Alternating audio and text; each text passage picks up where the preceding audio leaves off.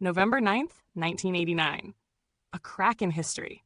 A divided city, two worlds, separated by a wall, a symbol of the Cold War's bitter divide. But on this night, everything was about to change. As the world watched, something unexpected began to unfold. The Berlin Wall, which had stood for nearly 30 years, was no longer just a barrier. It was a ticking clock.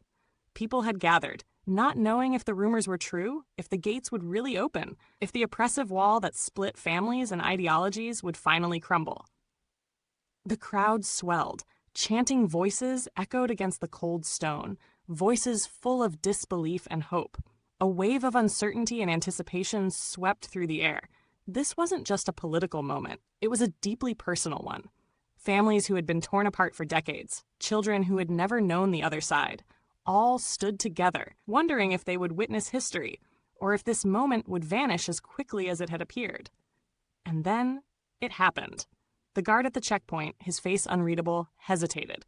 With a single word, "Open," the gates swung wide, and a flood of humanity surged across. No longer was Berlin divided. The concrete and barbed wire that had once held back a city and its dreams had finally crumbled. The sound of the hammer hitting the wall echoed like a heartbeat, a rhythmic, powerful reminder that walls, both literal and figurative, are meant to fall. People stood on the wall, crying, laughing, embracing. The impossible had become real. This was not just the fall of a physical structure, but the fall of an era. The Cold War, the fear of a divided world, it was ending. In that moment, you could feel the weight of generations lifting. What was once thought impossible had now become inevitable.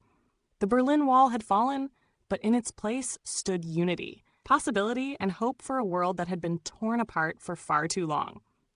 As you reflect on that fateful day, remember, the power of change is in all of us. Like, share, subscribe, and comment to help this story live on.